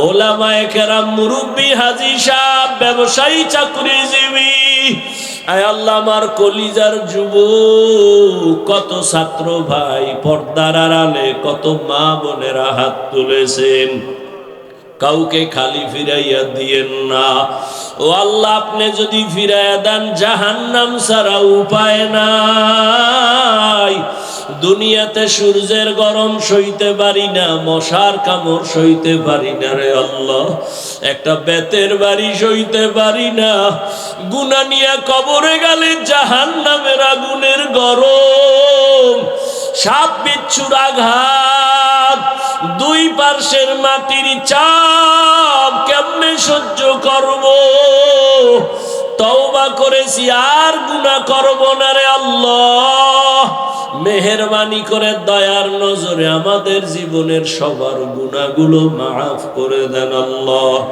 আয় আল্লাহ মাহফিল কবুল করে নেন আয়োজনকারী সহযোগিতাকারীদের কবুল করে নেন যারা দান সদকা করেছেন কবুল করে নেন আয় আল্লাহ মসজিদ কবুল করে নেন মাদ্রাসা কবুল করে নেন আয় আল্লাহ মুহিব্বিন মুতাআল্লিকিনদের কবুল করে নেন অন্যান্য শিক্ষা প্রতিষ্ঠান নবীর আদর্শে কবুল করে নেন আল্লাহ আমার কলিজার যুবকদের কবুল করে নেন পাঁচ ওয়াক্ত নামাজি বানায় দেন মোবাইলের গুনাহের থেকে হেফাজত করেন মা বাবার আদওয়ালা সন্তান বানায় দেন শিক্ষকের আদওয়ালা ছাত্র হিসেবে কবুল করে নেন আয় আল্লাহ তাআলা পাঁচ ওয়াক্ত নামাজ বা জামাত আদায়ের তৌফিক দান করেন নামাজ কাজা হওয়া থেকে হেফাজত করেন আল্লাহ আয় আল্লাহ নবীজির সুন্নাতওয়ালা জিন্দেগি দান করেন নবীজির রওজা মুবারকে গিয়া সালাম দেওয়ার তৌফিক দান করেন বাইতুল্লাহর গিলাফ ধরে লাব্বাইক বলার তৌফিক দান করেন আয় আল্লাহ ইলম হিকমত আমলে বরকত বাড়ায় দেন উলামা তুলাবা উম্মতের অন্তরে ইজ্জত মুহাব্বত রুহ বাড়ায় দেন আল্লাহ আয় আল্লাহ তাআলা গুনার কারণে আমাদের ফিরাইয়া দিয়েন না মেহেরবানি করে আমাদের মাফ করে দেন আয় আল্লাহ যারা ব্যবসা করে চাকরি করে হালাল ভাবে বরকত বাড়ায়া দেন আয় আল্লাহ প্রত্যেকের ঘর